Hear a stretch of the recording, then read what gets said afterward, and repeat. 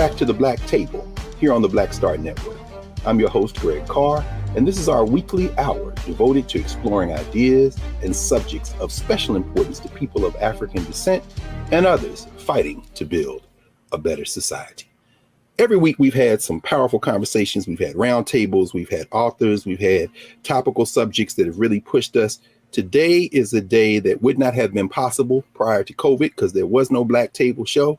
But we've been waiting on this monograph that we're going to talk about today, this book, and this author who has a long stretch of work as a master teacher, master administrator, educator extraordinaire for quite some time.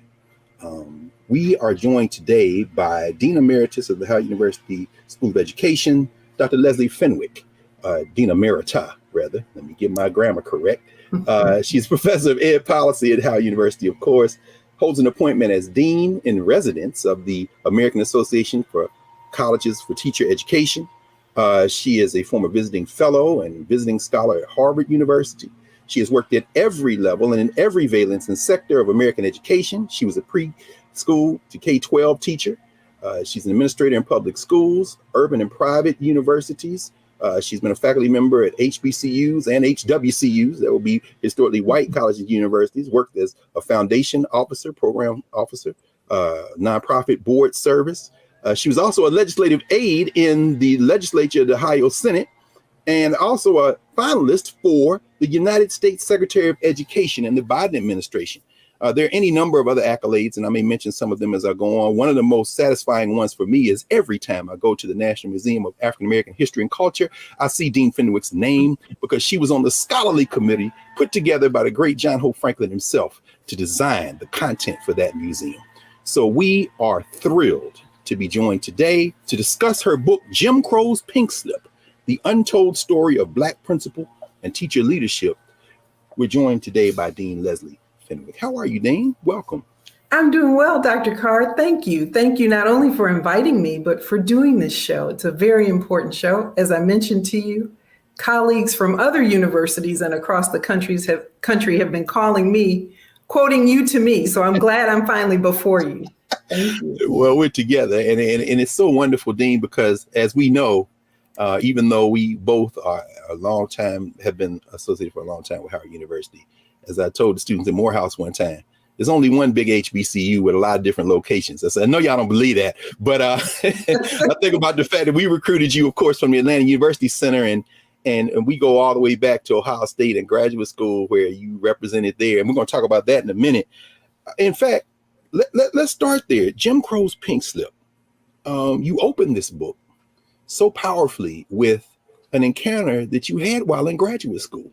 Could you talk a little bit about what you experienced there and how that led you to this important topic? In fact, I would argue, and I would agree, in fact, with Richard Milner, of course, who was the series editor with the Race and Education series at Harvard Education Press, when he says this is perhaps the most important topic we can have in education. But it started in grad school. Is this what happened?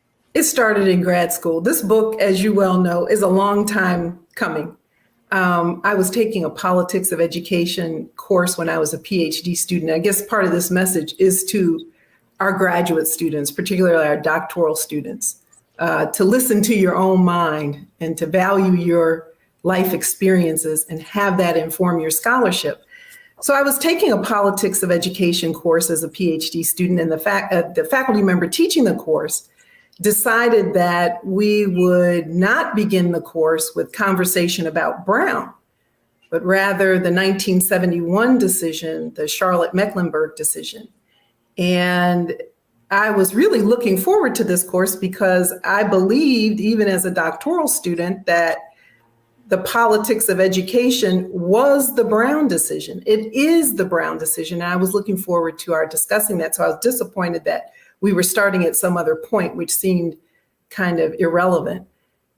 Additionally, the faculty member began the class at that time, back in the old days, with a transparency that listed all of these negative statistics about Blacks in education. There was no framing of these statistics. There was no discussion about how these statistics are a symptom rather than a cause. There was no analysis that would lead the class to understand that the statistics that were being shared not only were some erroneous, they really reinforce racist assumptions about Black people, our intellectual capacity, and Black students' ability to achieve academically.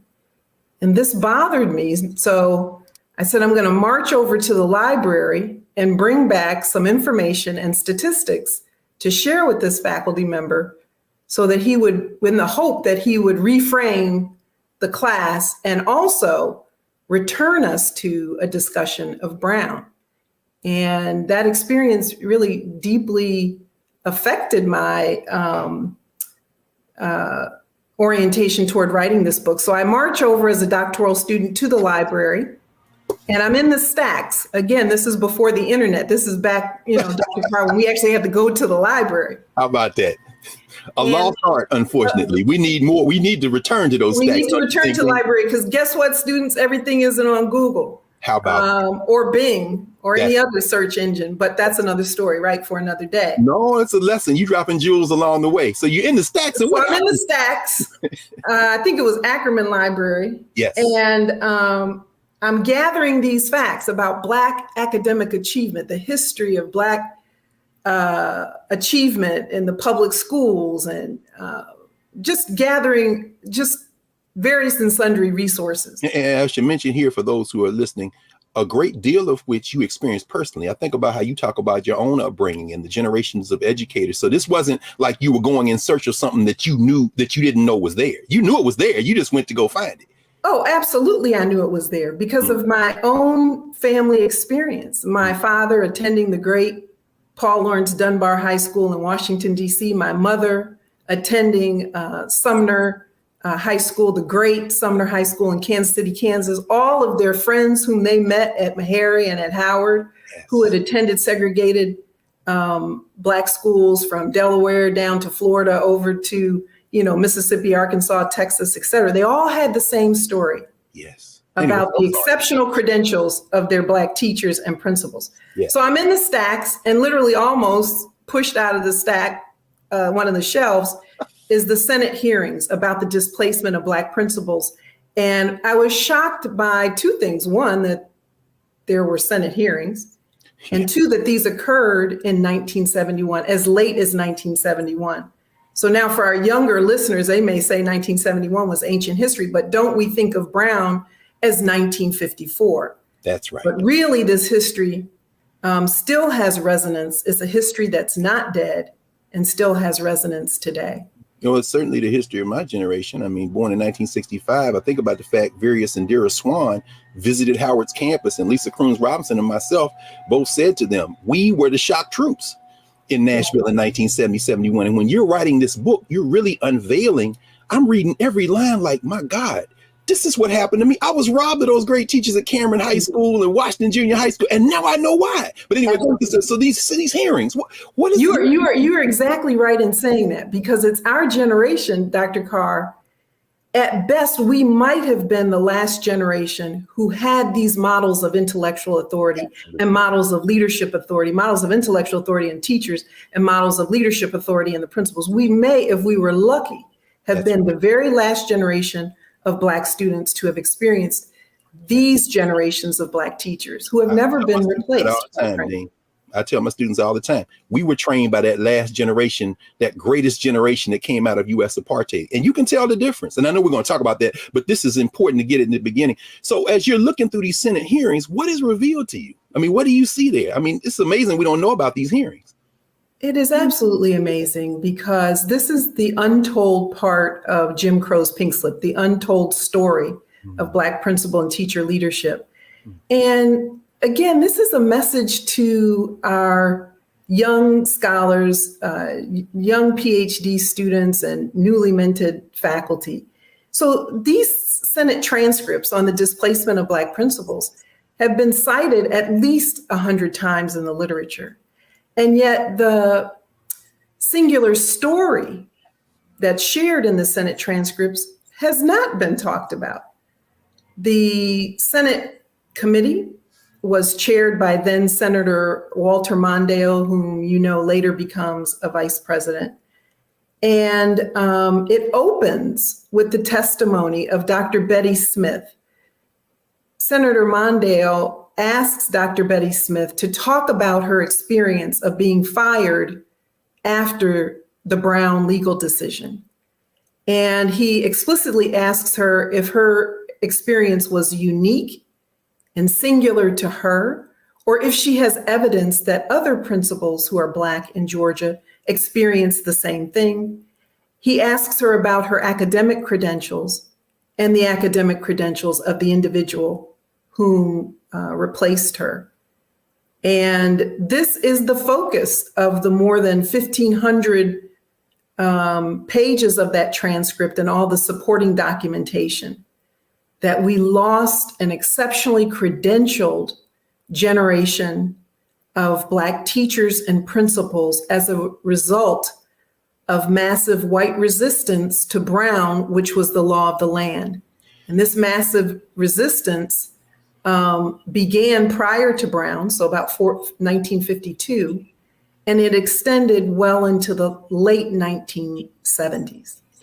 We're going to pick up with this on the other side, but as you open the book, so many striking moments as you craft this. And I remember many years ago, well, not that many, but certainly maybe 8 or 9 years ago, when you talked to the freshman class at Howard about your research, reading this and having you characterize this as the largest brain drain in the history of American education and maybe education anywhere.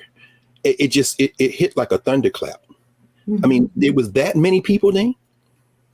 So we're talking primarily about the 17 dual system states. And these are states which by state law and custom operated racially segregated schools, not just in elementary school, not just in high school, but in college and graduate and professional schools.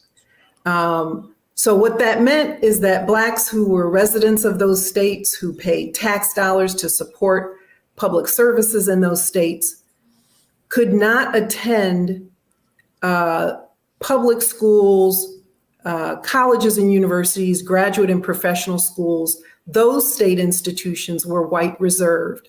And so we attended HBCUs, historically Black colleges and universities. And if that individual wanted to pursue graduate or professional education, a PhD, a JD, a DDS, an MD, any such degree that was not offered by the HBCU, that Black citizen had to leave the state to earn academic credentials at the graduate level. And so in education, where did most of the individuals who were teachers and principals, after earning their undergraduate credentials at the state's private or public HBCU, where did they go to earn master's and doctoral degrees?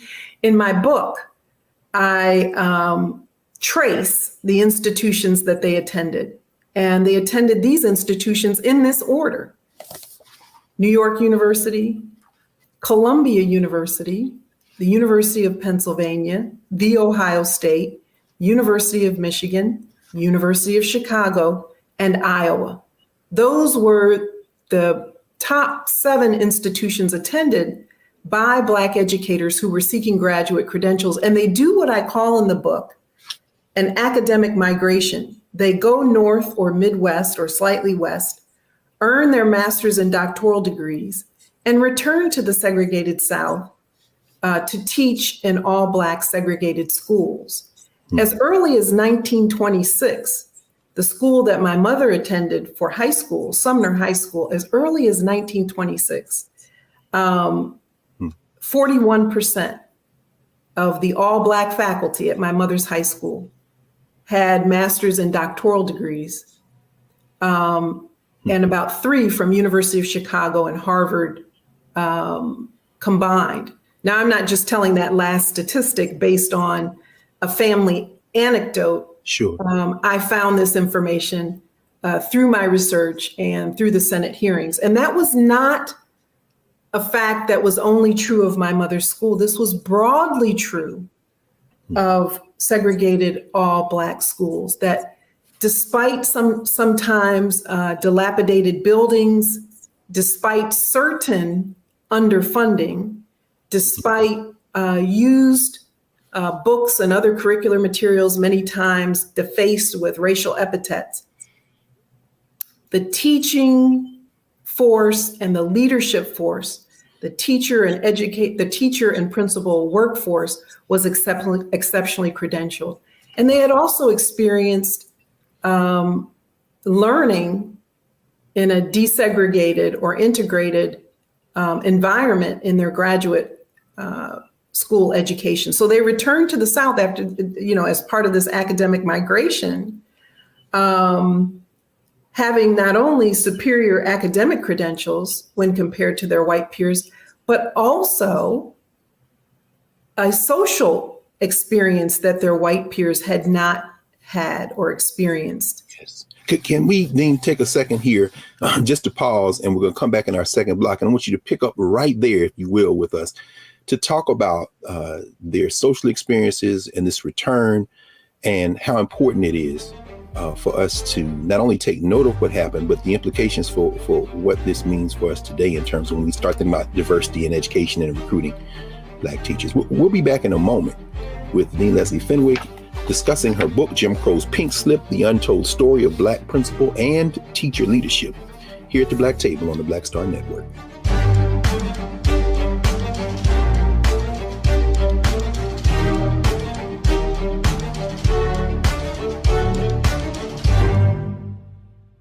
Hello, I'm Isaac Hayes III, founder and CEO of Fanbase. Listen to what I'm about to tell you.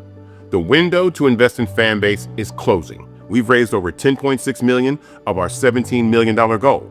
That means there's room for less than 6,370 people to invest in Fanbase for the average amount. The minimum to invest in Fanbase right now is $399. That makes you an owner in Fanbase today. Go to startengine.com/fanbase to invest. Why? Because current social apps have taken advantage of users for far too long, with content suppression, shadow banning, harmful racist content, and no real tools for monetization and equity. Fanbase has over 1.4 million users and counting, allowing anyone to reach all their following and monetize their content from day one.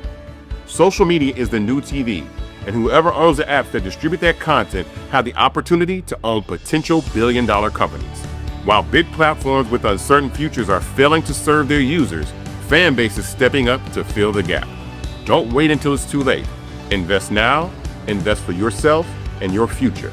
Go to startengine.com/fanbase and own the next generation of social media.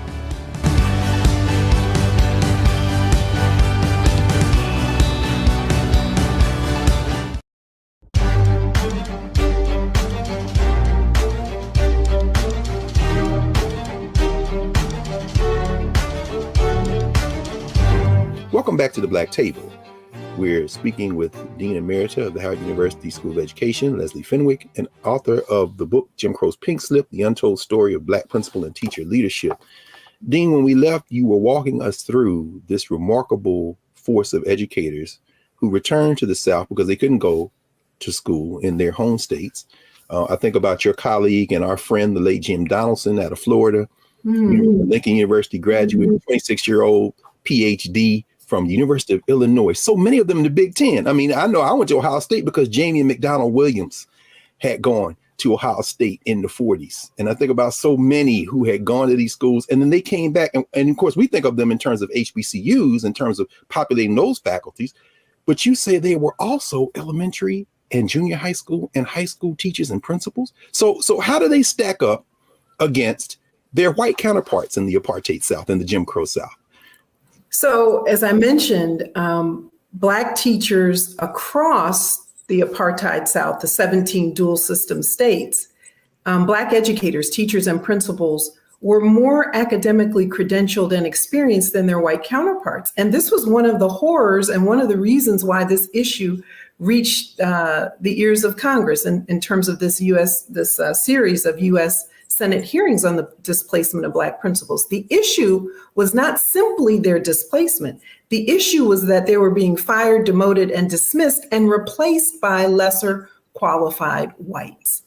That was the issue. And that is the focus of the Senate hearings, even though no one has written about this particular focus. So, when we talk about credentials and Black people, qualifications and Black people, I don't want to begin the conversation with our most recent Supreme Court justice. I want to go back to 1952 when superintendents and school boards told qualified Black people, credentialed Black people, superiorly credentialed Black people who, against the racial constriction of the times and nearly half a step out of slavery, worked to get exceptional credentials and be effective teachers, and who were still captured by the arc of racism and purged from our U.S. public school system, much to the detriment of all students, particularly Black students, and much to the detriment of the public school system itself. So to put this in kind of numerical perspective. Oh, yes, please do, yes. For your listening audience. Yes. Prior to 1954 in the 17 dual system states, Black educators comprised 35 to 50% of their state's teaching force or principalship force. So the educator workforce was about 35 to 50% Black. Today, out of the nation's 3.2 million teachers, less than 7% are Black. About 11% of the nation's 90,000 principals are Black, and less than 3% of the nation's 13,800 superintendents are Black. And here's something that's quite interesting. Then as now, Black educators are the nation's most academically credentialed educator. Black principals and teachers are more likely to hold a master's and doctoral degree as one indication of quality than their white peers. And yet we're tremendously underrepresented in the ranks of school leadership at the superintendent level, which controls budget and policies for school districts, and at the principalship level that controls the implementation of curriculum and the selection of the teaching force. Dean, could we take a second there and have you walk us through a couple of things? Number one, the techniques that were used to destroy that pipeline, which admittedly was put together because we were in Jim Crow, but nevertheless produced this high quality group of teachers. You write about people being called incompetent, which is utterly absurd. Principals being taken out of their buildings, and when they're closing the building, if they open the building, they put a less qualified white principal and make them the assistant principal, or they promote them. It looks like a promotion, but you're trying to get rid of them. You talk about these two types of educators, either the people who can go along or the radicals. Let's get them out of the building. But as you're describing this, so that's one thing. I hope you can walk us through, and also in terms of how they fought back. You tell the story of a group, all these groups, but the American Teachers Association. It's cost me a lot of money over the years to get the histories of the state level associations that the National Education Association paid for them to write those state histories. But in reading them, I almost get furious because these were real people. These are the heroes of education, these teachers and principals in Arkansas and North Carolina. And you write about, of course, Georgia.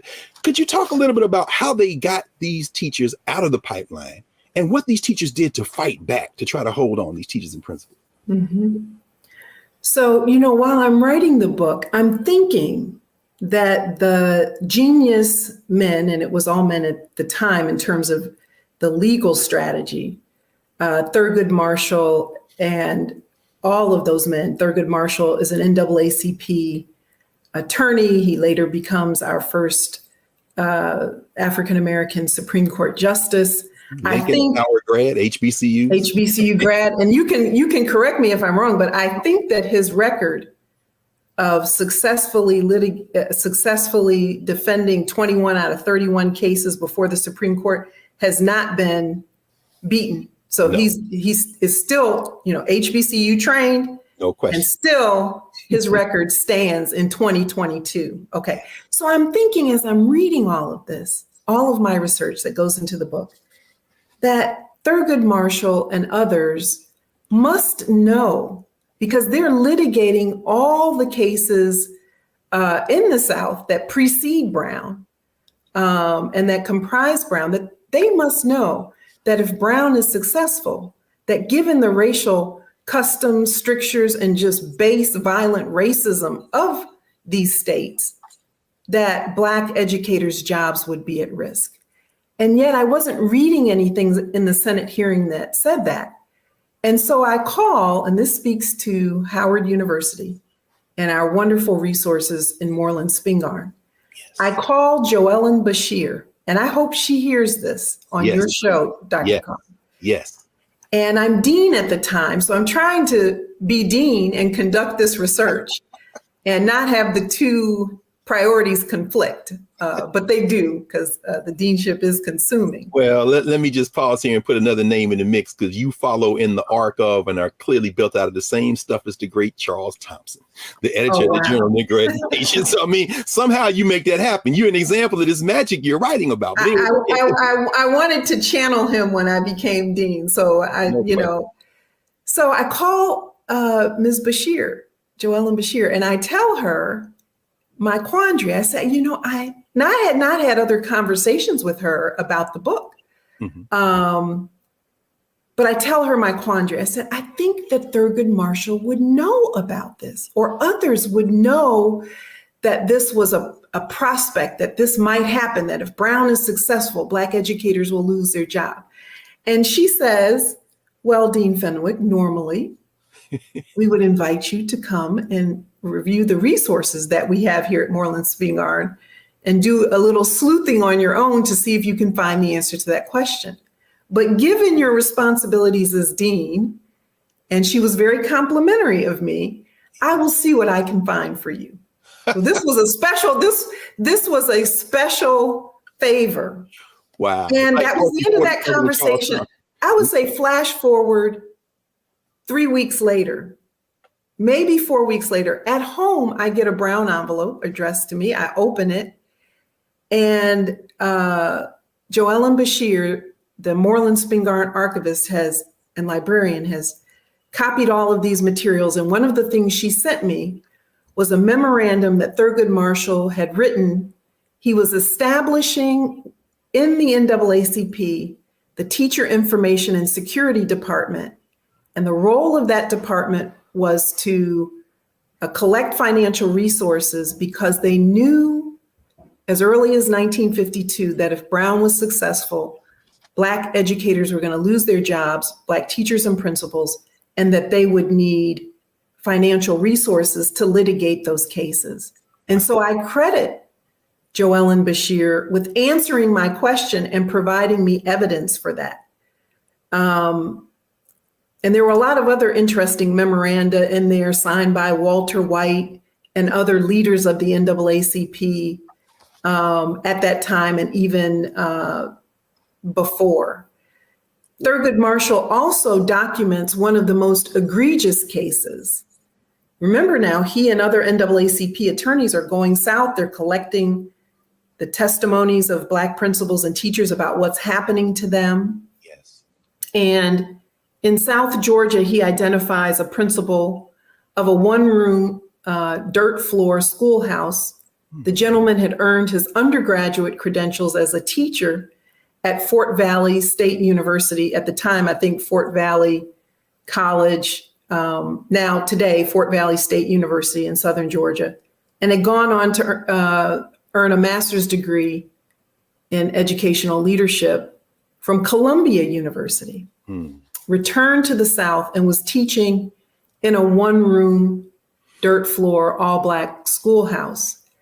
And while integration was progressing, or the transfer, I'd prefer to call this the transfer of Black students into previously segregated all-white schools. That's very different than integration. This gentleman was replaced by a white milkman. Whoa. Now, this is the most egregious error, the most egregious example. I don't think that example was common, but what is clear by the historical record is that on a near one-to-one basis in the 17 dual system states, exceptionally credentialed and effective Black educators were replaced by less credentialed whites. Some were educators, others were not. And so in many ways, we've gone back. There is no state today that has 35 to 50% of its educator workforce as Black. And the assertion of Jim Crow's pink slip is that we can trace the underrepresentation of Blacks in the educator workforce to this purposeful decimation of the Black educator pipeline, which resulted from white resistance to the Brown decision.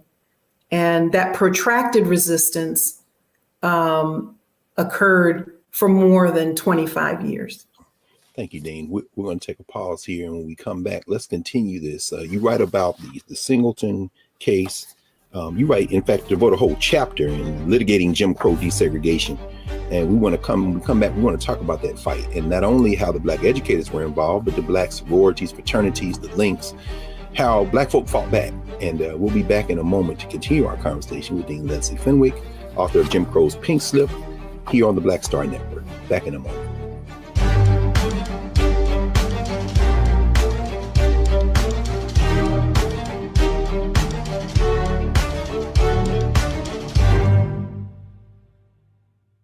We begin tonight with the people who are really running the country right now. Now, Trump is often wrong and misleading about a lot of things, but especially about history. Donald Trump falling in line with President Elon Musk. In the wake of the unsettling news that MSNBC has canceled Joy Ann Reid's primetime show, The Readout, Roland Martin and the Black Star Network would like to extend an invitation to all of the fans of Joy Ann Reid's MSNBC show to join us every night to watch Roland Martin Unfiltered, streaming on the Black Star Network for news, discussion of the issues that matter to you, and the latest updates on the twice impeached, criminally convicted felon-in-chief Donald Trump and his unprecedented assault on democracy, as well as co-president Elon Musk's takeover of the federal government. The Black Star Network stands with Joy Ann Reid and all folks who understand the power of Black voices in media. We must come together and never forget that information is power. Be sure to watch Roland Martin Unfiltered weeknights, 6 p.m. Eastern at youtube.com/Roland S. Martin or download the Black Star Network app.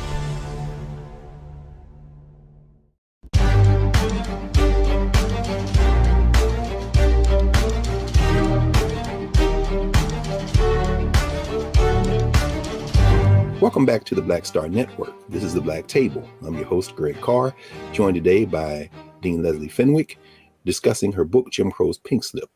Don't forget to support the Black Star Network. It's not a conversation you're going to see anywhere else, frankly. Dean, when we left you, of course, in this book, and everyone, you need to get this book because every page is littered with the history of our people. You mentioned Fort Valley. You talk about Horace Mann Bond, of course, who had been the president there and at Lincoln University before that. You talk about these rural educators who were wiped out. And even though that egregious example that you ended last block with may be sort of an outlier, you still talk a lot about how they got these educators out of the school. How are you going to call somebody incompetent who has all these degrees and all this experience? And then the legal challenges, which you write about in the chapter Litigating Jim Crow Desegregation. You know, these legal challenges, there were some successes, weren't there, in terms of trying to attack this because it's so baldly racist. Could you talk a little bit about how they fought back and how they recruited Black folk in the community to help and how the Black professional class helped as well? Your language about baldly false is very important here. So yes, chapter 4, Litigating Jim Crow, summarizes and analyzes all the legal cases that ensued given the firing, dismissal, and demotion of these 100,000 Black teachers and principals.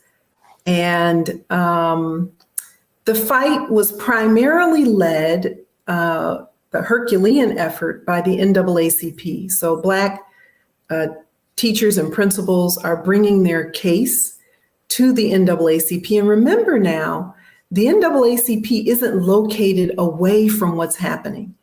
The lawyers, primarily African American, Jewish, some white, are going into these states, and they're living in these states, and they're recording what's happening to Black teachers and principals. So they're not removed from the reality, the hot reality of everyday life with Black people. They're part of this reality. Absolutely. Let's stop. And I want to mention that we interviewed Margaret Edds, who wrote a book on Spotswood Robinson and Oliver Hill.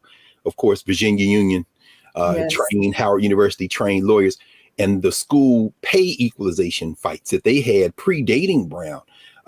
So the point you're raising now, I mean, is very important in this era when we think of Black leadership as not necessarily emerging out of Black communities. These Black folk and folks like Jack Greenberg, as you say, they are literally living with the communities they're fighting with. That's critical.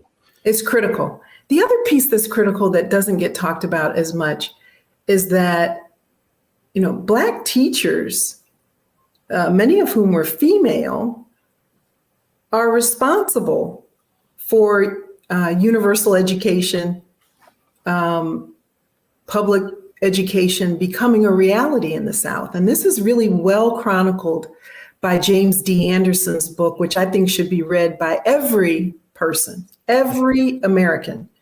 Certainly every African American person needs to read his book, The Education of Blacks in the South, because it will remove any miseducation about the vigorous pursuit of education by Black people and where that pursuit originated. It did not originate on this continent. Africans brought a deep and abiding commitment to a certain type of education and socialization of children and young people. And let me just pause here to inject in terms of what you write about. You talk about what this basically demotion and elimination of so many educators and principals of African descent does to the curriculum. It was very powerful when you wrote about that, and you talk about particularly these Black women who are not only modeling for their young people, but infusing them not only with a curriculum that in many ways is superior to the white schools in terms of the classical Eurocentric curriculum, Latin and Greek, but equally, if not more importantly, the cultural values that they represent. And I love the phrase that you use, cultural elision. When you talk about that cultural elision, I mean, this isn't just about jobs, although you also write about what this does to Black wealth in this country. I'm like, how is Jim Crow's Pink Slip not the first book we look at when we start talking about education, but the cultural grounding? I mean, this smashing this pipeline it's beyond the demographic. And you write about that. You say it's bigger than the data, although the data hasn't been brought forward. There's this cultural elision. Can you take a minute and talk about what are the implications of this for even today? So, and I've talked about the teachers and a large percentage of them being female, and this is related to your question. And the majority of principals at the time are African-American males in the all Black segregated schools. And in all white segregated schools, the majority of principals at the time are also male. It wasn't until about the late 1980s that females as a group, regardless of race, become the majority of principals. Okay. So students are losing out on these models, as I said earlier, of Black intellectual authority and Black leadership authority when they're pushed into the previously segregated all white schools.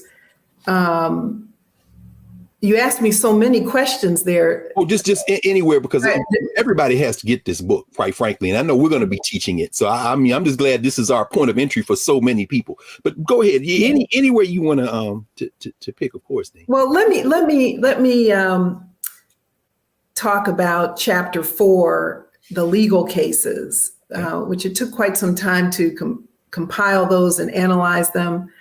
There were several important partners. And one of the things I was saying is that all of this is under the Herculean leadership of the NAACP and its attorneys.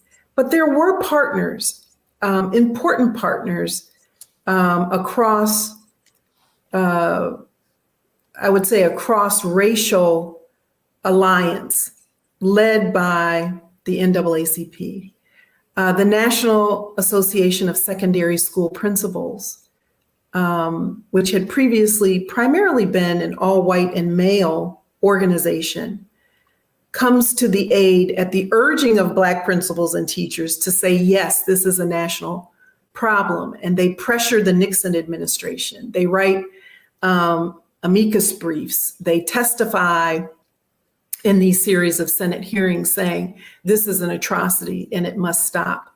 The American Friends Service Committee, which we know as a Quaker human rights organization, goes into the South. They do some very powerful studies about how Black students who've been pushed into previously all-white segregated schools, how they're being treated in these schools.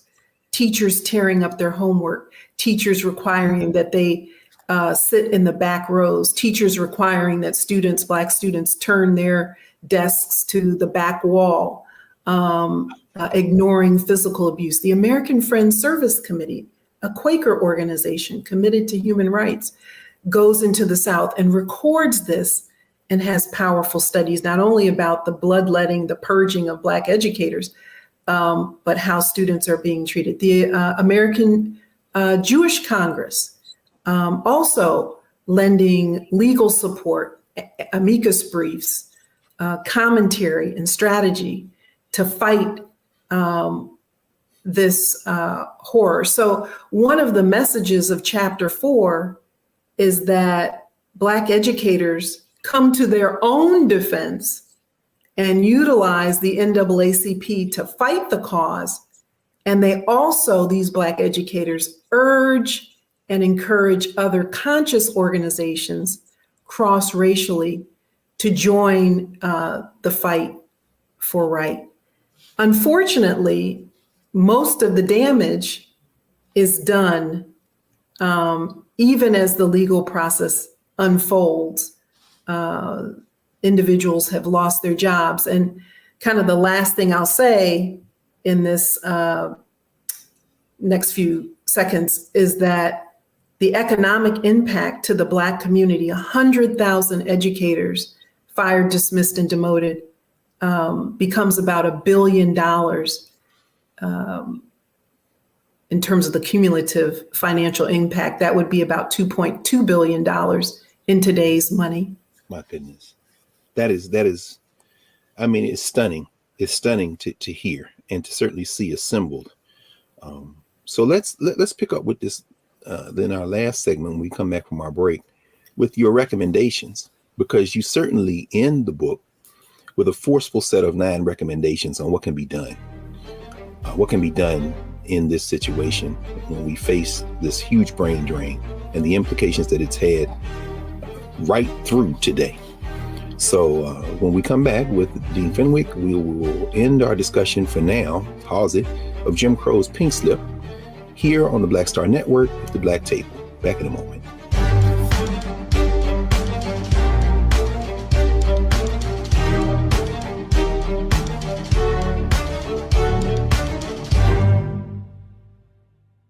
What's up, y'all? Look, Fanbase is more than a platform. It's a movement to empower creators, offering a unique opportunity for everyday people to invest in Black-owned tech, infrastructure, and help shape the future of social media. Investing in technology is essential for creating long-term wealth and influence in the digital age. The Black community must not only consume tech, we must own it. Discover how equity crowdfunding can serve as a powerful tool for funding Black businesses, allowing entrepreneurs to raise capital directly through their community through the Jobs Act.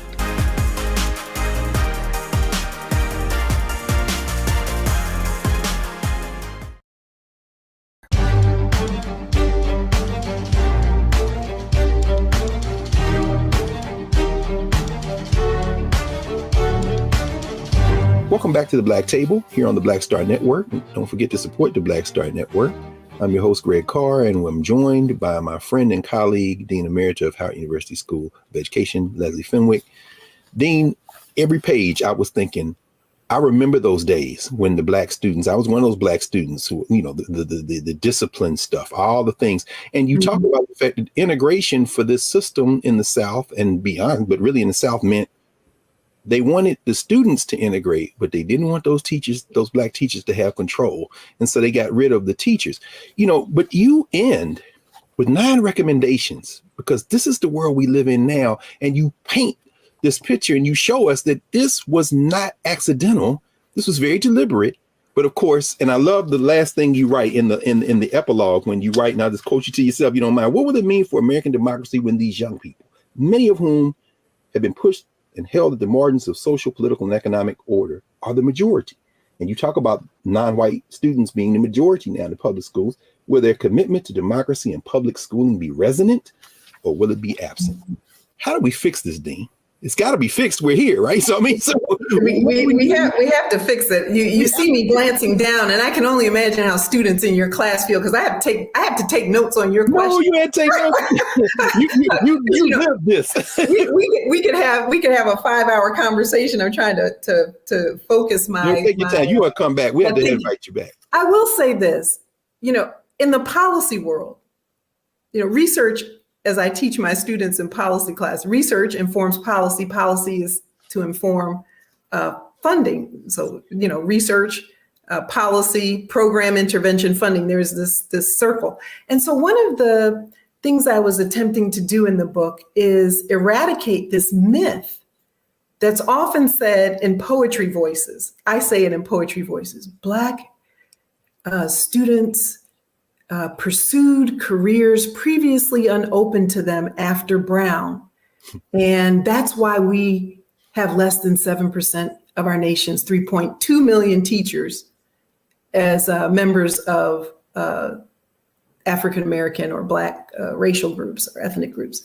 That is not factual, but you will hear that and read that in the research literature, in social commentary about the underrepresentation of Blacks in the educator workforce. It's constantly repeated, and yet the historical record does not show that desegregation ushered in the release of Blacks from the educator professions voluntarily. What the historical record shows is that Blacks were purged from teaching and leadership positions in the public school system, public school systems across the United States. And we have not yet recovered from that purging. That's the first thing. The second part of the myth is that Brown really meant the integration of Black students into previously segregated all-white schools. Brown never said, close all the Black schools, fire the Black principals, teachers, and principals, and push Black students into previously all-white segregated spaces. But that's what was orchestrated to occur in order to maintain the segregationist hold on the public school system and the monies that supported it. And so there's a myth busting that is an intention of Jim Crow's Pink Slip here. A writing of a correcting of the record about what Brown meant and what we still haven't fulfilled. Brown meant that we were to cease segregation in public schools. And ceasing segregation meant to wholly integrate the student bodies, the faculties, and the staff, meaning administrative staff. So in order to achieve Brown, what we were to have done was to integrate teachers, the teaching body, the principalship, and the student bodies. And yet on June 15th, 1971, the nation turns its attention away from the conversation and the fight to integrate the educator workforce, teachers and principals, into desegregating schools, and defines desegregation as the simple presence of Black students in previously all-white schools. So we focus now on these ratios of Black to white students rather than the larger good which would have been served. And I asked the question in the book, where would we be today if these generations of exceptionally credentialed Black educators who at the time had a commitment to anti-Black racism, and how do you know they had a commitment to anti-Black racism? They were establishing NAACP chapters, and they were leading voting rights campaigns in very threatening circumstances. Okay. Very racially constricted settings, many times with threats against their own lives.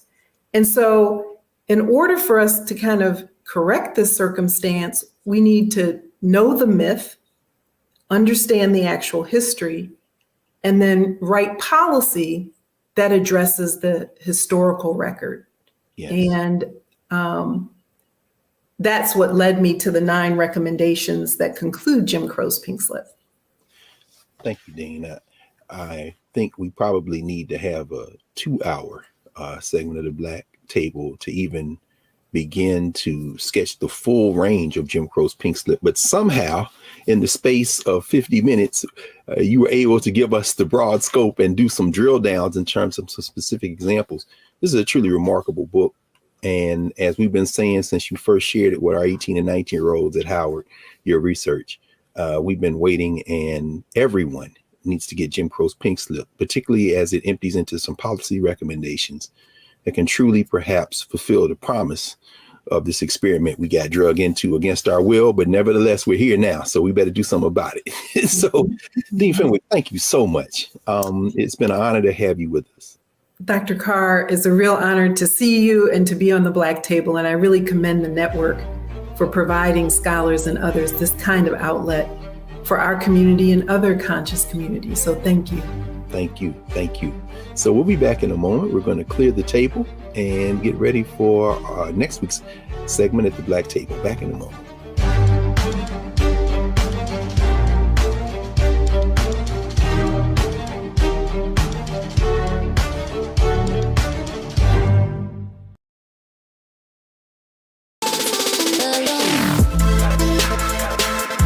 Hey y'all, welcome to The Other Side of Change, only on the Black Star Network and hosted by myself, Bree Baker, and my good sis, Jamira Burley.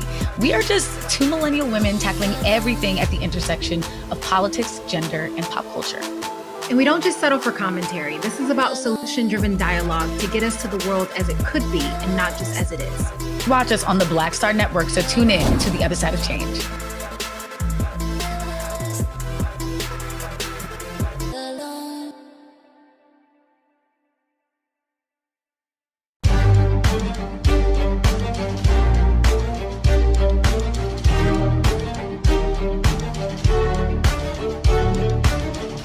Welcome back to the Black Table. We've been joined for the last hour by Professor Leslie Fenwick, Dean Emerita of the Howard University School of Education, a finalist for the Secretary of Education job in the Biden administration. In fact, she should have gotten that job. She would never say that, but I'm telling y'all right now.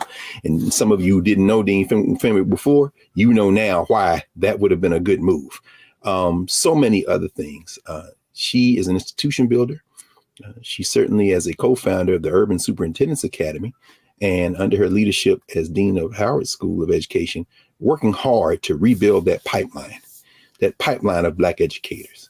So we're going to close today with a reminder from the great W.E.B. Du Bois, who Dr. Fenwick writes about, when he addressed Black educators at Johnson C. Smith University in Charlotte, North Carolina in 1960, in a speech he gave entitled Whither Now and Why. You've heard me talk about that before. And he said, you know, segregation is going to end.